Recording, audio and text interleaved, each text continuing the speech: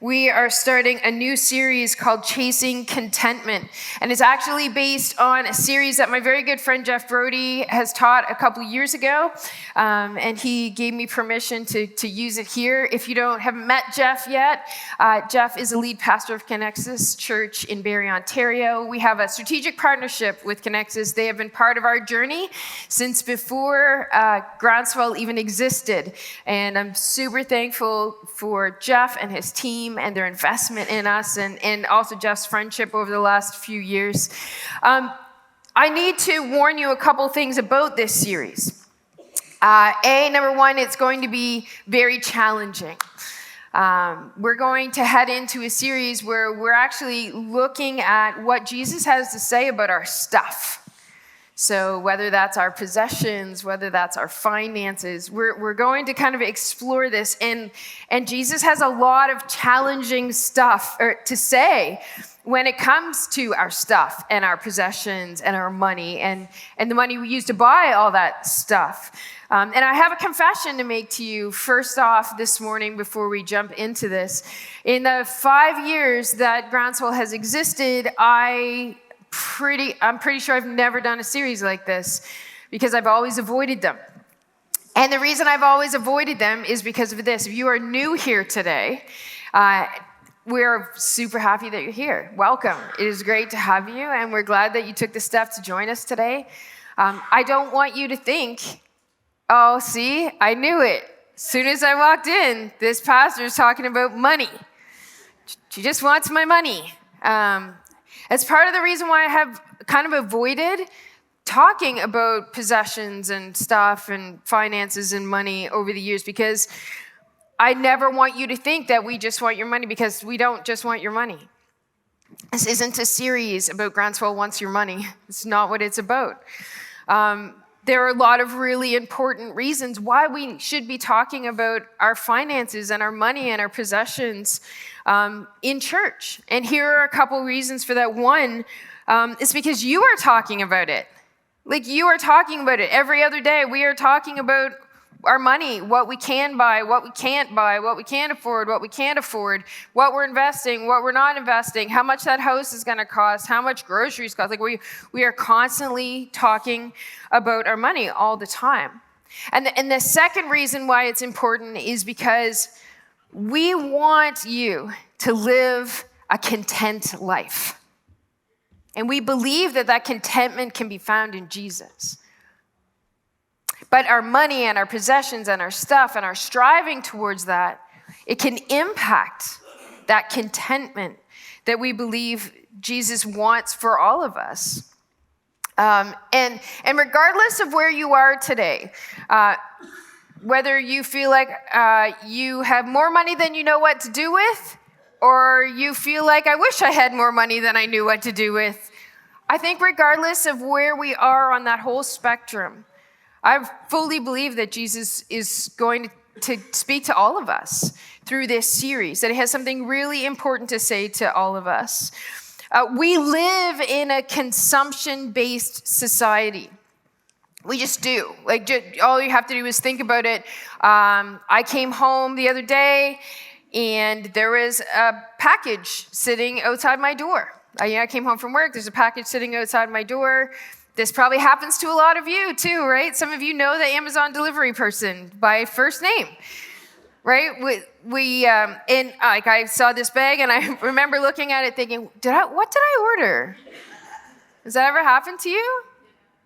Right? It's a really good sign that we live in a consumption-based society. Or we go to the mall, we go shopping, but we don't actually know what we're going shopping for. We're just like going shopping. Like, shopping is an activity, right? It's not like I have to go buy this thing I need. It's just an activity. And you walk into a store and the salesperson says, can I help you with something? You're like, no, I'm just browsing, just looking for something to jump out at me. I've said that a million times, right? But it's a sign that we live in a consumption-based society, that we can just go out and we just buy whatever, and there's not always like intent to it. Did you know that there are over 10% of people in Canada own a storage locker? And that they say that owning storage lockers is actually going to be incredibly profitable in the next number of years as more boomers downsize and they have all this stuff and they want to store it somewhere because they don't want to get rid of it. They're not sure what to do with it. Like, we live in a consumption-based society. It's consumption and stuff. It's a big part of our culture. Now, I remember when I first got introduced into this consumption cycle, I was heading into junior high. So I was going into grade 7, and when I was going into grade 7, in the high school, there was grades 7 to 12 in this one high school. And I very vividly remember, this is when acid wash jeans were in. And I very vividly remember wanting this pair of acid wash jeans for my first day of school. Now, my mom, most of my clothes came from Zellers at the time, right? My parents didn't have a lot of money. There was no brand name in our home. We had Zellers sneakers and Zellers jeans and Zellers t-shirts and department store, whatever. That was my wardrobe. And I was really fine with it until grade 7. And everybody had brand name stuff. And I really wanted these acid wash jeans from Blue Notes. That's when it was cool. If your jeans came from Blue Notes, I'm totally dating myself, but I remember this very vividly, wanting these things. And so I think I convinced my mom to buy me this one pair of Blue Notes acid wash jeans for school. But then when I got to school and I saw what everybody else was wearing, that everybody else was wearing some brand name sneaker and some brand name shirt and some brand name jacket, and my desire to have more brand name stuff increased. Now, I knew that my mother and my father, they were not going to be going out and buying me all the brand name stuff. They didn't have money for that. So that meant I needed to make my own money so that I could have the things that I wanted. And so if you've been here for a while, you have heard me say that I really never liked babysitting. I never liked children. I didn't. But I liked the acid wash jeans from Blue Notes, which motivated me to babysit those children. And I can remember one summer, it was actually that summer going into grade 8, after I had this whole year in grade 7 and just doing these little bit babysitting jobs and making a little bit of money, because you only got paid $2 an hour then, and that was you were getting paid a lot for babysitting if you got paid $2 an hour. There was this family down the street, and they worked at the racetrack every weekend. So for Saturday and Sunday, every weekend while the racetrack was open, I babysat these 3 little kids. Oh, man, it was brutal. But I wanted the jeans, and I wanted the shoes, and I wanted the jackets. I wanted all of the things. And very early on, I got caught up in the consumption cycle. Very early on. And we all live in it. It's just true. We all live in it. So imagine when you were just going into university and you had your first place and you needed a coach. And you didn't care what coach it was. You just needed a coach, and you needed it to be free. So, your grandma had an old flowery coach that she didn't use anymore that, had stains on it and rips and the cat picks and all the things, but it didn't matter because you just needed a coach. So you got a coach. It was great until it wasn't, until you met your soon-to-be wife or soon-to-be husband, and you're talking about, getting your own place, and you're like, ugh, grandma's couch is just not going to cut it anymore.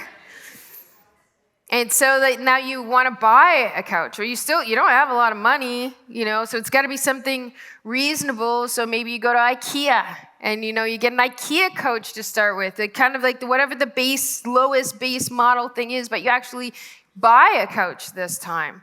And it's fine for a while, right? But then you maybe have a couple kids, and the kids are trashing the IKEA couch, and it really wasn't the most durable to start with, and it gets all beaten up, and so now you have this beat up IKEA couch, and you're like, Like, I really want something a little bit nicer.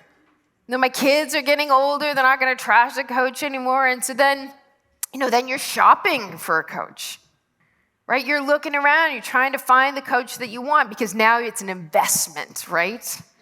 You're going to invest in a nicer coach. It's going to last you longer. I can tell you that works until your adult kid brings home a cat. And then the coach that you looked for so long now is all picked with, anyway, that's another story, another time.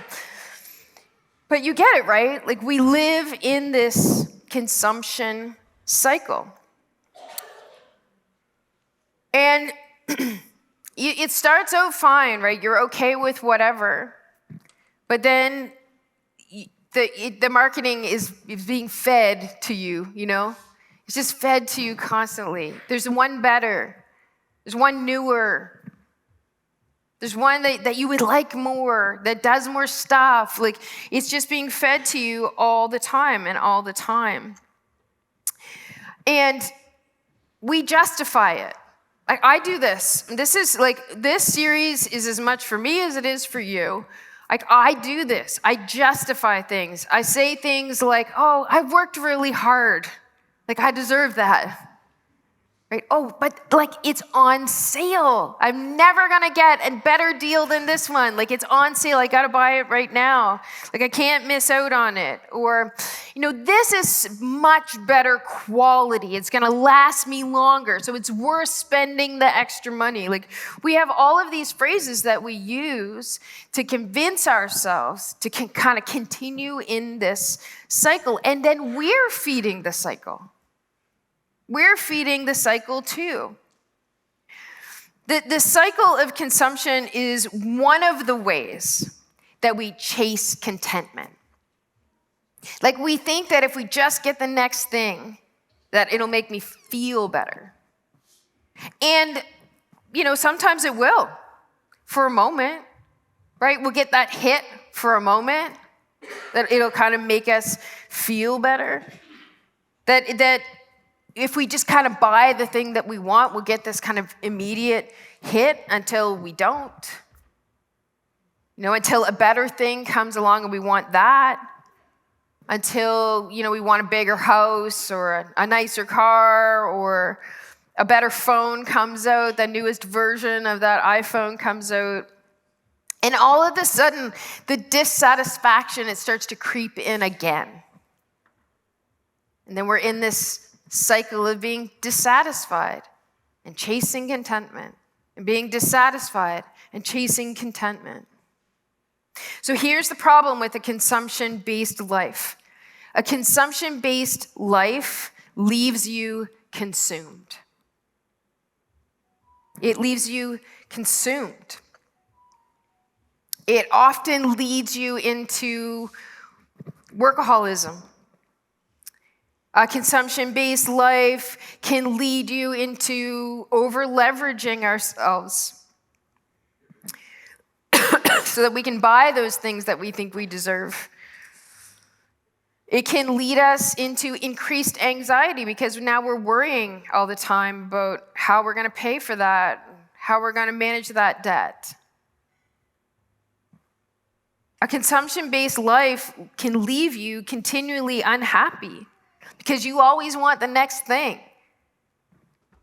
It leaves you consumed because it consumes your conversations.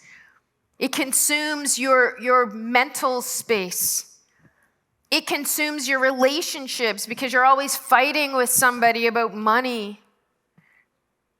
You're always trying to convince someone to buy that thing or rent that thing or invest in that thing. Whatever it is, the consumption-based life can leave you consumed. So how do we break that cycle? That's what we want to learn. We want to learn, how do we break that cycle? How do we break the cycle of consumption? If you have kids or if you have people who look up to you, people you mentor, or people who model themselves after you, what are you modeling for them? How are you demonstrating to them that they can live free of this consumption-based cycle? How do we help them? How do we demonstrate contentment to them? Now, Jesus talks about this a lot, and he's pretty tough on it. And it's really challenging. Like, I find it really challenging. So I want you to listen to what Jesus has to say. We're going to look at Matthew 6 today. And this is what he says. He says, "Don't store up treasures here on earth, where moths eat them and rust destroys them, and where thieves break in and steal. Store your treasures in heaven, where moths and rust cannot destroy, and thieves do not break in and steal." So he's saying, don't store up all kinds of treasures. Like, don't store up all kinds of possessions. Because at the end of the day, they're going to deteriorate, they're going to break down, they're going to need to be replaced, they're going to be outdated, all of the things. Like, don't make those things your treasure, like the thing that is the most important to you. He says to store your treasures in heaven, where they won't be destroyed, where they won't break down, where they won't be stolen. He says that he's not saying that you can't have nice things. That's not what he's saying. But he is warning against the desire to acquire. He's warning against what happens when your possessions and your money, they actually start to own you. Like, what happens when it's all about getting the next thing? What happens when it's all about a desire to consume? In fact, what he's arguing with us is instead of upgrading, instead of acquiring, instead of always thinking that we need more, he's saying you need to really take a look at your priorities. You really need to look at what you prioritize here, what is actually important. And that you need to invest not in just like the temporary things. You can't just focus on investing in the temporary things. You need to invest in what is eternal, what will go on, what will last into eternity. All those clothes and shoes and all that stuff that I babysat those kids for so long to acquire, I don't have them anymore. Probably in the landfill somewhere. It's gone. It didn't last. It was temporary. And Jesus is saying you need to focus your priorities on the things that matter most. You need to focus your priority not just on these temporary things that you can acquire, but you need to focus on things that are eternal, that will multiply beyond you. To focus on the legacy that you can leave with your life. To focus on the relationship that you can have with Jesus that will last into eternity. So how do you do that? How do you focus your priorities on the things that really matter? Well, this is what Jesus says. He says, wherever your treasure is, there the desires of your heart will be also.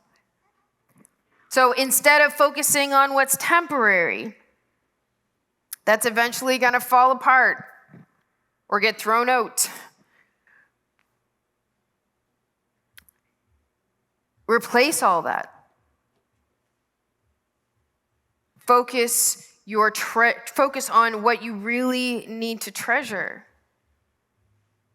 Don't fill your life with all of the temporary that brings all the anxiety in to chase it, or the anxiety that you get around the debt that you possess, or the workaholism that you have, or the feeling that you'll never have enough, that you need to change all that. You need to change that priority in your life to the things that matter. He says, wherever your treasure is, there your heart will also be. That the more you feed your appetite to possess stuff, temporary things, that the more you're going to prioritize it. It's just going to keep becoming a higher priority in your life, that you need more money to buy more stuff. And he knows that that's what he knows. He knows that to be true, that the more you feed your appetite to possess, to get, to add, the more you feed that appetite to buy the next thing, the more you're going to end up prioritizing it. You see it all the time. I'm just kind of totally out myself. Okay, so Taylor's getting married this fall. And so, we're looking around for all the things, the decoration things. And so I'm searching around. And I don't know if you've heard of Temu before. Some of you have. And it's like, oh man, how can that be so cheap? Like, it takes a little longer to get here, but I'm going to try out a couple. I'm going to buy a couple of these things, see what they're like. Okay? So I just put a couple things in my cart, like enough to get the free shipping. That's another way they get you. And then it prompts you, right? Oh, you like this thing? You're looking at this thing. Oh, did you know that this one's on sale for 90% off?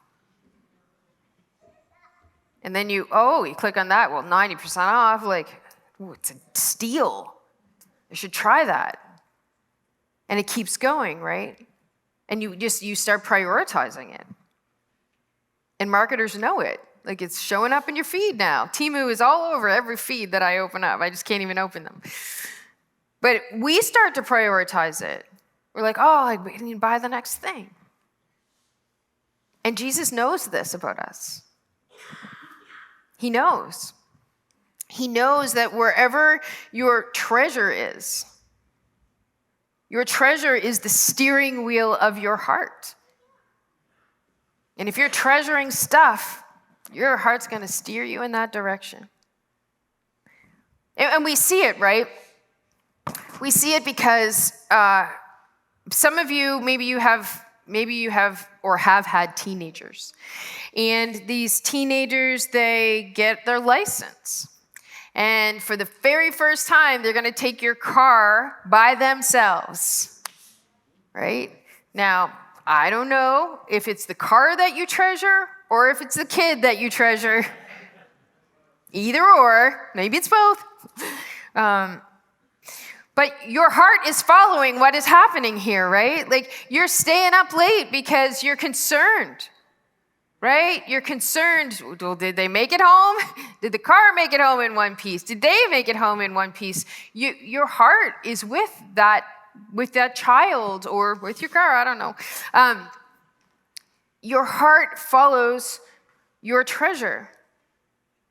Your treasure is the steering wheel for your heart.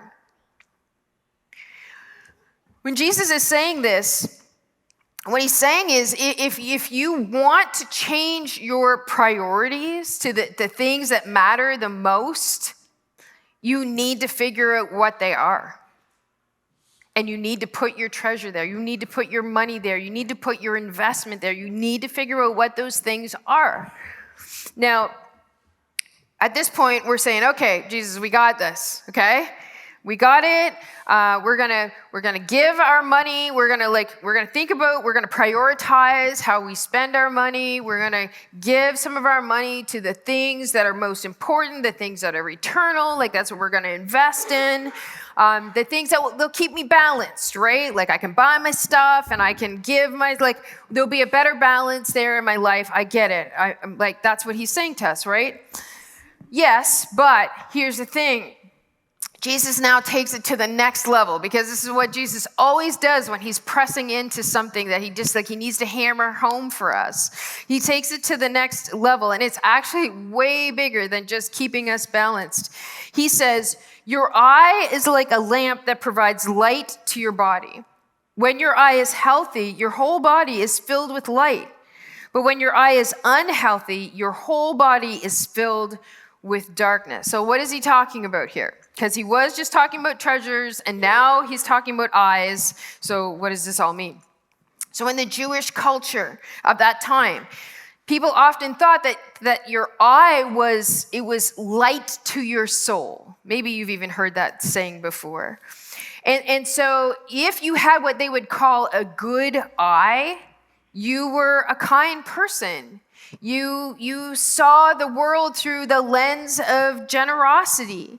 That when you looked at the world, you were so grateful for how generous God had been to you, and you in turn were generous to other people. And that you realized how God had blessed you. And so you wanted to return that. And so they would say that you have a good eye, that you would have light in your eye.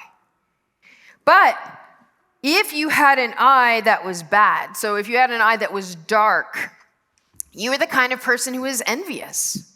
Like you were envious of the things that other people had. That you weren't generous because you were always trying to accumulate things for yourself so you could have more than other people. And you never had enough. You just never had enough. And what Jesus is pointing out is the pursuit of possessions and money can cloud your vision about what's really important. It can cloud our vision. It can distract us. The pursuit of money and possessions can give you what they refer to as dark eyes, where you start to compare and you start to envy what other people have, and you start to look at what your neighbor bought and what that other person has, and you start to say, maybe I'm just not going to be as generous because I need some more of that money to buy that thing, or I want to accumulate more. I feel like I never have enough and I need more, and it never satisfies me. I'm just not satisfied because I don't have enough.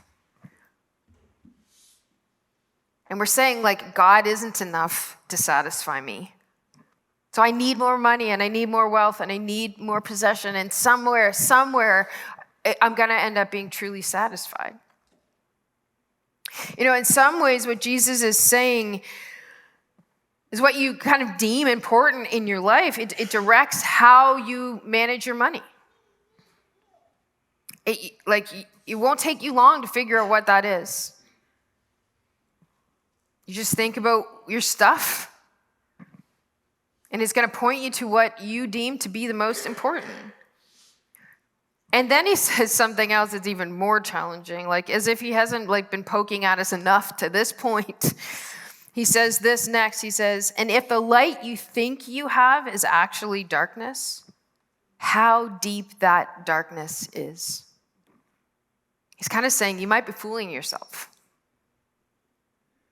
You might think that you're being generous.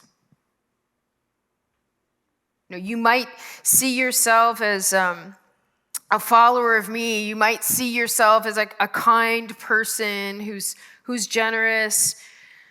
But in reality, you're actually not. You're actually doing it for yourself. And that's self-deception. And self-deception is the darkest place of all, he's saying. It's tough, right? He has some pretty tough things to say to us. And then he explains why. He says, no one can serve two masters, for you will hate one and love the other. You will be devoted to one and despise the other. When I was, I think, around 19 years old, I worked I worked one summer in this fruit and vegetable it wasn't really a stand, it was like a market, I guess. And it was a husband and wife who owned this market. And this was kind of their first time working together in business. And we were always told that primarily, the wife part of this team, she was there more. She was the one we were supposed to report to. But every once in a while, her husband would come in. And he would point out all the things that he didn't like and wanted changed and thought we should be doing, and which sometimes were the opposite of what she had said. And it was always really difficult and confusing, and we couldn't please both of them. We just could never please both of them. And that's what Jesus is saying. He's saying you cannot serve God and be enslaved to money. That's what he says next. You cannot serve God and be enslaved to money.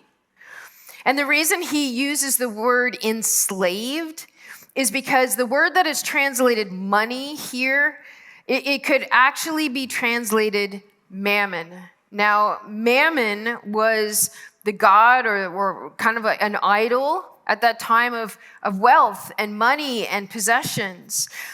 He was worshipped as the god of riches. Like if you worship this god, that your life would be filled with, would be blessed financially with wealth. And Jesus says you can't serve him and serve me. You can't serve that God and serve me. You can't look to that idol of wealth and money and possession and me. These are two very different things. So why is Jesus being so intense with us around this topic? Because he knows that your money and your possessions are the number one competition for your heart. The number one competition. Jesus doesn't need your money. He doesn't need your money. He doesn't need your possessions. He doesn't need you. He doesn't need you to invest in things that matter into eternity. He doesn't need you to do that. But he wants you to. He wants you to because he wants you to find contentment in him. He wants you to have a relationship with him. He gave everything for you. He sacrificed everything for you. He died on a cross. And he knows that the only way that you will truly find real satisfaction in your life is in him. And as long as we have these two eyes, as long as we have this darkness and the light, as long as we have this struggle, it's never going to work. We are never fully going to find our contentment in him.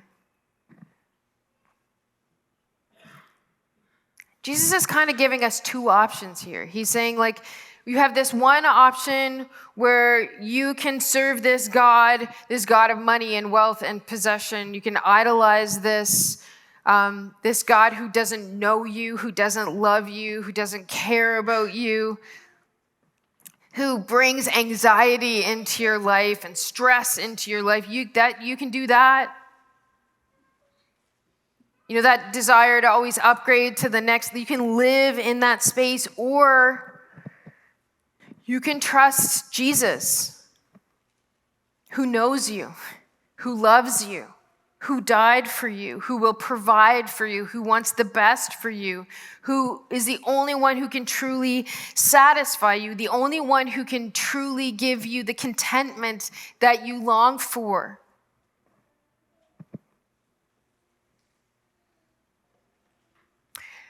Jesus also says in a passage, he says that he's enough. He's like, the birds, like, look at the birds. They're not worried.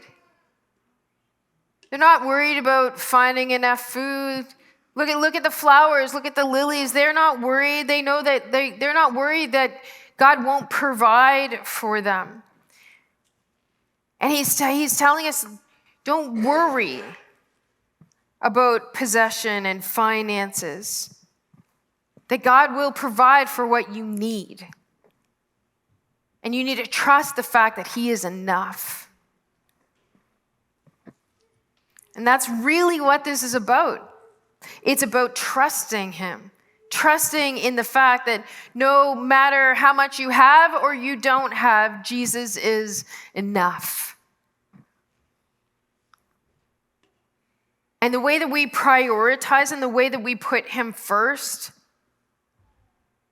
is to know that wherever you put your treasure, that's where your heart is going to go. So choose where you put your treasure well. And then Jesus says, he boils it down to just one sentence for us. He says, seek the kingdom of God above all else and live righteously, and he'll give you everything you need. He'll give you everything you need. He doesn't say, I'm going to make you rich. You're going to get everything you want. He says, put me first, and you are going to be satisfied, and I will provide for you. So what is a kingdom first life? It's a life that flows from a trust that Jesus is enough. He is enough to satisfy, regardless of what circumstances come. I want to, as I close today, I just want to kind of paint a picture for you, okay? I want to paint a picture for you. I want to tell you a story about a couple named Ted and Ellen. So Ted and Ellen, they met each other in high school. They got married young. They didn't have much, but they were happy. They managed to buy a little house. And over the years, their jobs changed a little bit, but they were, pretty much middle class their whole life. They lived very simply. They ended up having a couple children. And of course, when you have kids, then you have to you got to buy all the kids stuff and the toys and the bicycles and the sports equipment. And it just kind of goes on and on and on. But they managed. They managed to do all those things and provide for their kids. They didn't live an extravagant life. It was pretty simple. And over the years, as their children aged and got older and they aged, they enjoyed a few grandchildren and continued to work throughout their years. They remained pretty healthy. They didn't have too many concerns like that. And they were able to retire. They had saved up enough money that they were able to retire. And so all their kids are growing up and they're moved out, and now they have this house that has too much stuff in it because over the years they've kind of accumulated this stuff. And so they're starting to sort through their stuff, right? And they're like, oh, maybe surely our kids will want it, or somebody will want it. We've kept this stuff for all these years and it's good stuff. But nobody wanted it. It was old stuff, and it's a little deteriorated and wasn't really in style anymore. And it probably could have just gone to the trash, but a lot of it they gave to Goodwill because they're like, surely it will benefit somebody. And they kind of whittled down their stuff a little bit. And, as they got older, their health started to decrease, but they were able to stay in their home actually for their whole life. And then they passed away. And when they passed away, their kids came into their home with all of their stuff, and there really wasn't much of it they wanted to keep. They kept some few mementos, right? Things that had some memories attached to them. They kept some of that. Their parents had a very small, sort of little bit of inheritance, so there's a little bit of money, and they sold off the home, and there's a little bit of money, and all this stuff that Ted and Ellen had worked for their whole life, all the stuff, it's gone. At the end of their life, all of their stuff was gone. But the thing about Ted and Ellen is they had a kingdom first mentality. Their whole life. They didn't have much, but they prioritized a portion of all that God had given to them, and they gave it back. They gave it back to his kingdom. So they had always sponsored a child. And over the number of years, 40 years that they had sponsored a child, it meant they actually had sponsored a number of children as they aged out of the program. And these children beat the poverty cycle that their families had been in because Ted and Ellen invested in their life. And because they got out of the poverty cycle, because they got an education, their children got out of the poverty cycle, and they got an education. And because of Ted and Ellen always giving their kingdom to the kingdom first, there are generations of people who have been changed because of that. They've been impacted because of that. That investment multiplied. Ted and Ellen always gave to their church. And because of that, they watched hundreds of people go through Alpha, give their life to Jesus, go on and tell other people about Jesus and see their lives transformed.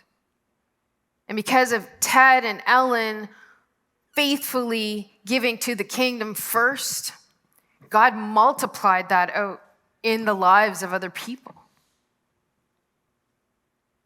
And that investment goes into eternity. People now who know Jesus, who share Jesus with other people, and all of these people know Jesus into eternity.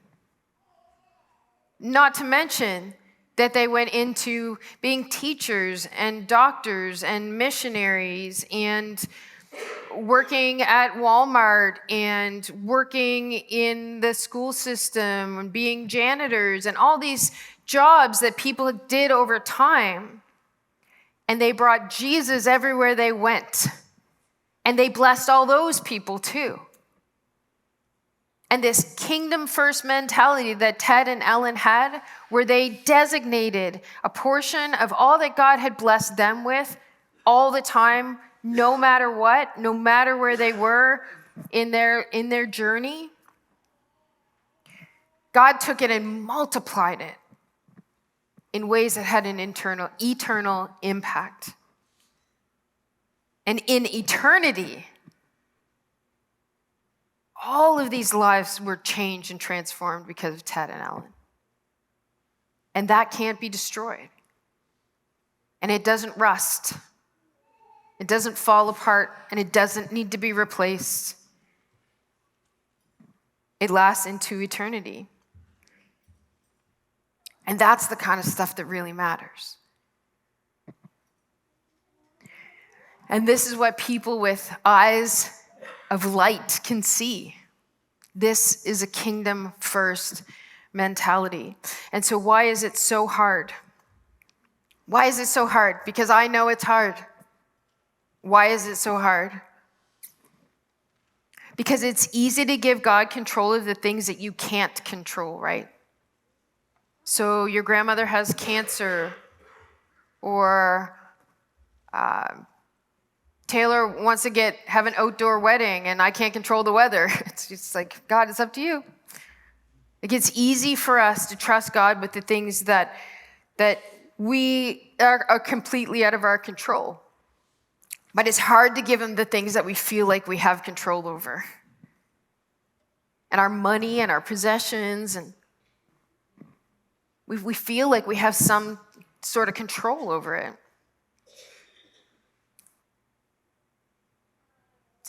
And Jesus isn't saying, hey, I want you to put your money first and your possessions, or I want you to put me first over your money and your possessions because he needs them. That's not what he's saying.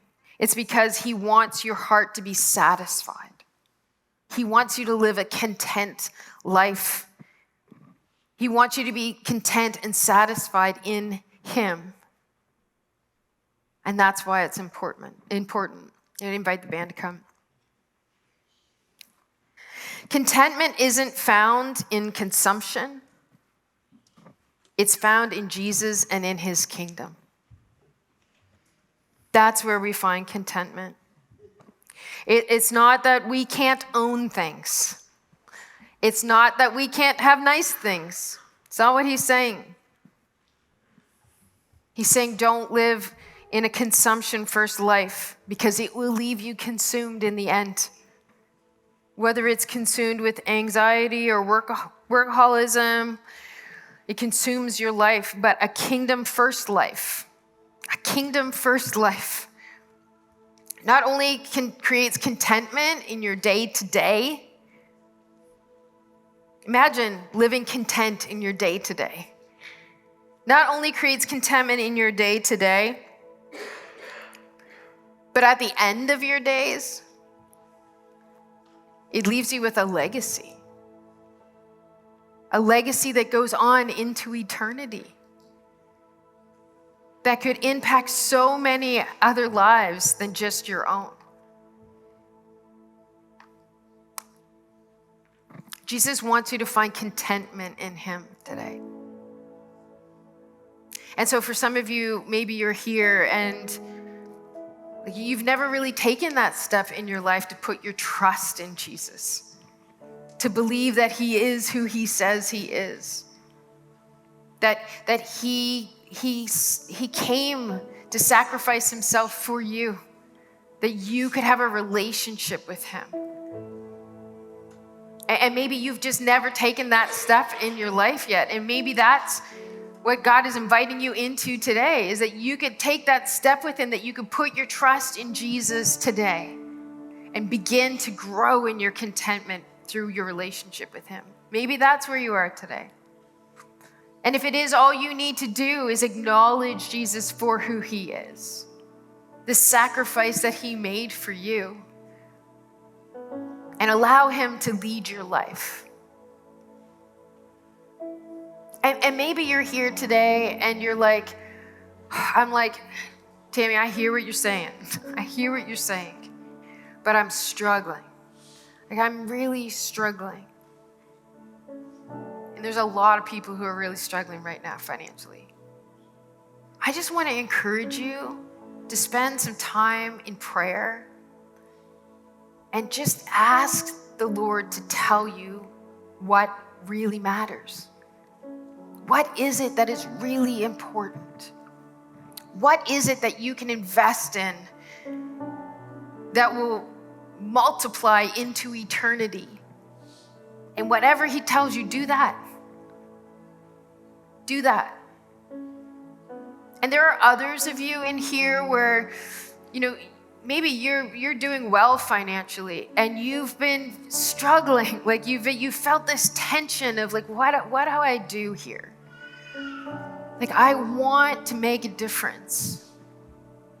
And I want to use all that God has given to me to do something that's good and helpful. And I just want to encourage you to ask the Lord, you've given me all of this. What do you want me to do with it? Like, show me, make it clear to me what you want me to do with it.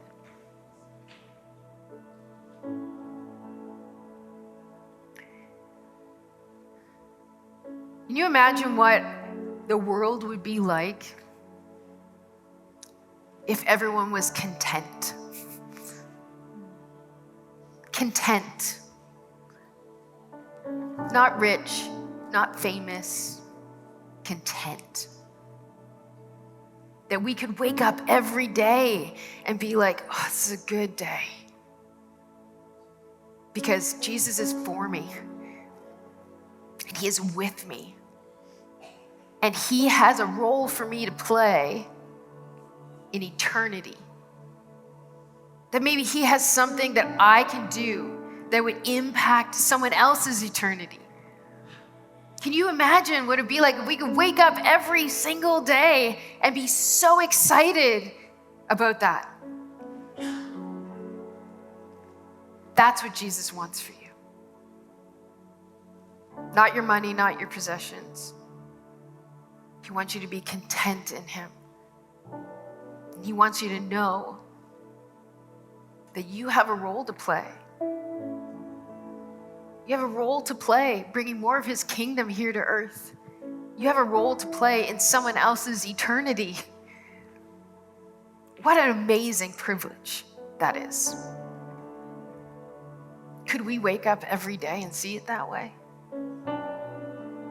That's my prayer for us today. Let's pray. Lord, this is hard teaching. This is hard stuff for us to wrestle with. We have to look really into some of the darkest places of our souls, Lord. But I pray that we would have the courage to do it. And Lord, I pray that as people approach you and they question you and they ask, like, where is it that you want me to invest?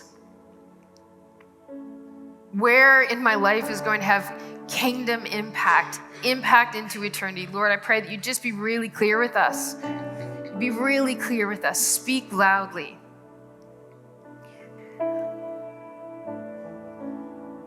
And Lord, I pray as people listen for your voice, Lord, they would know that condemnation does not come from you.